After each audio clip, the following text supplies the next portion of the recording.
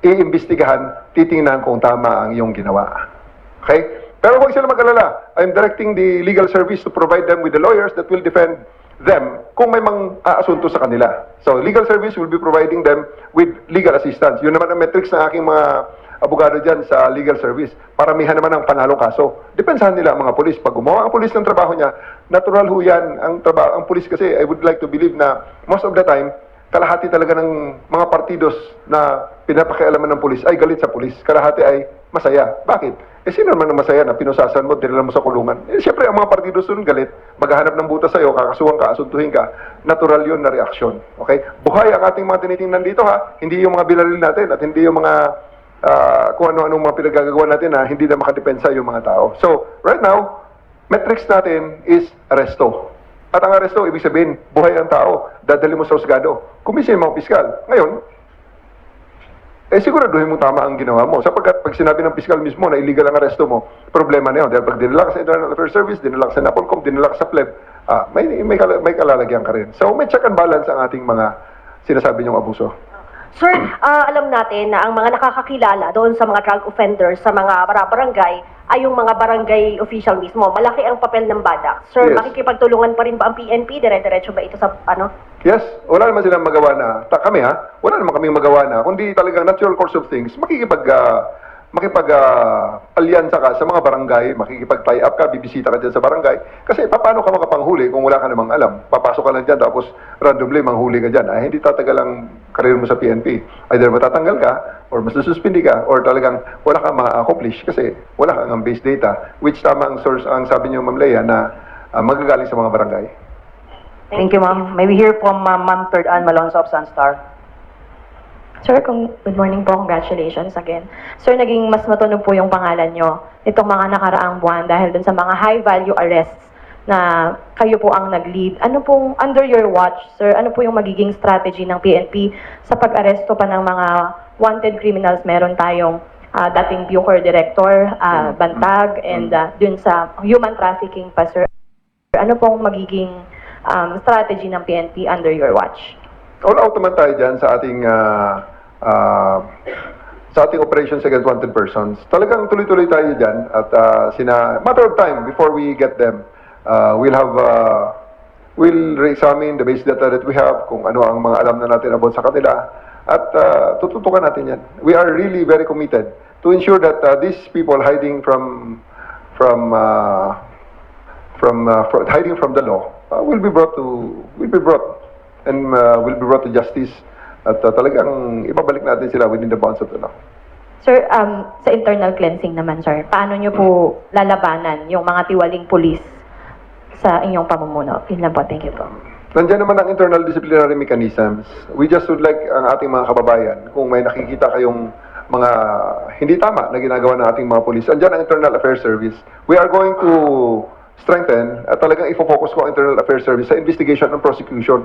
Investigation and prosecution talaga, so that when they find probable cause, when they find enough evidence for sa pre-charge investigation to elevate the case to summary hearing, ay dadalhin namin sa NAPOLCOM at doon namin ito try sa NAPOLCOM. So, we'll make sure that everything, professional standards basically ang pagtingin ko dyan. So, may regulasyon tayo on how things are to be done, and may regulasyon tayo on how things are supposed to be. So, any deviation from those standards and regulations, especially dun sa ating 2016-002 na regulaciones, we will deal with it accordingly and in accordance to the books.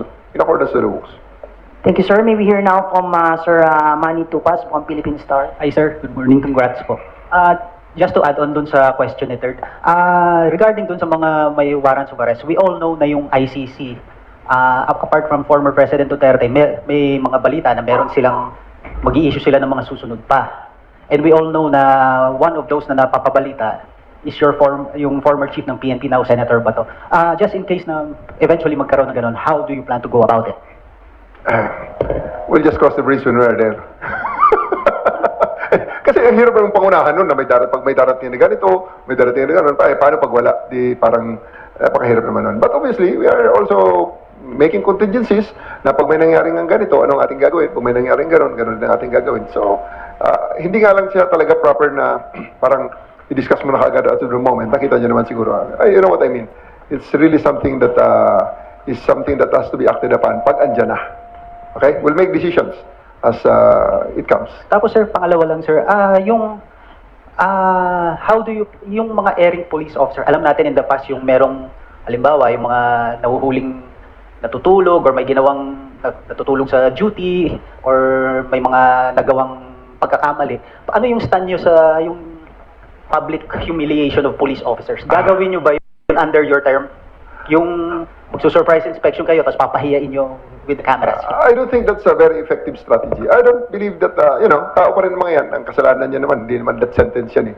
Pero eto, sisiguraduhin ko sa inyo behind closed doors, talagang makakarinig siya at makikita niya kung anong disiplina na ating sinasabi. Now, it will be on our, kasi internal, kaya nga tawag internal disciplinary machinery. Wala naman sinasabing public disciplinary, walang ganon. So it's all about internal mechanisms, internal controls, and internal procedures. So, yan, we'll deal with that accordingly. Yan sa Quezon City, no, ako ang district director dyan, senior na namin ang duty hours 8 hours. Ganon din ang gagawin ko ngayon dito sa Metro Manila, na shortened ang duty hours, obviously, kukunti ang mga tao, pero yan, lahat ng makikita nyo gising. Kaya, mortal sin sa aking programa noon, na matutulog ka, dahil walong oras ka na nga lang nagtatrabaho, tutulugan mo pa. Pag ginawa mo yan, gagawin kong balik sa 12. Sige, balik sa 12, aside sa masususpindi ka.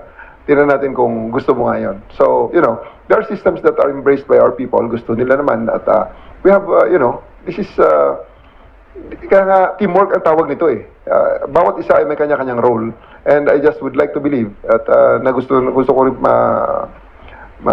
I would like to believe na ang aking mga tao naman, when they embrace the system, which I think will be very, very justified, equitable, at para just din sa kanila, they will embrace it and they will give it their all. Kaya kasi yan naman ang gusto natin na ang mga pulis natin talagang ibigay ang lahat ng kanilang buhay at lakas sa serbisyong ito. Thank you, sir. May we hear from Mr. Michael Deliso of ABS-CBN, sir? Hello. Hi, sir.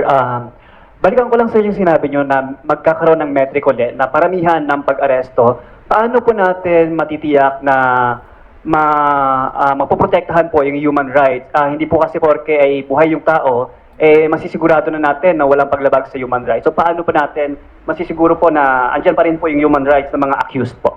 Well, obviously, buhay ang tao, kukuha ng abogado yan, alam nila kung paano depensa ng sarili na sa human rights, in terms of their human rights. At yun nga sinasabi ko, na ang ating Internal Affairs Service will always be open sa mga reklamo ng ganyan, paglabag, pag-abuso, yung mga pagmamalabis sa tungkulin. Natural yun na huhulihin ka kung ikaw ay nakita ng pulis na meron kang, may nakitang basihan ng pulis ang pag-aresto. Andyan Andyan.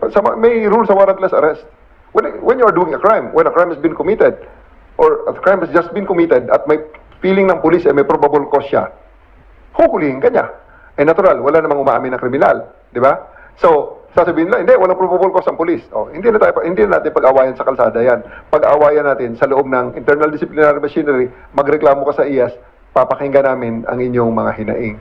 Iimbestigahan namin ang inyong sinasabing pagmamalabis o paglabag sa inyong karapatang pantao, and you can choose the forum where we will bring it. We can bring it to the pleb. We can bring it to the NAPOLCOM. Kasi ang NAPOLCOM talagang katuwang at kapartner natin yan. Andyan si Attorney Ralph Calinisan na katuwang natin na maghuhusga kung nagmalabis ang pulis o hindi. Dadalhin namin siya kay Attorney Ralph Calinisan at si Attorney Ralph Calinisan ang magsisintensya sa kanya.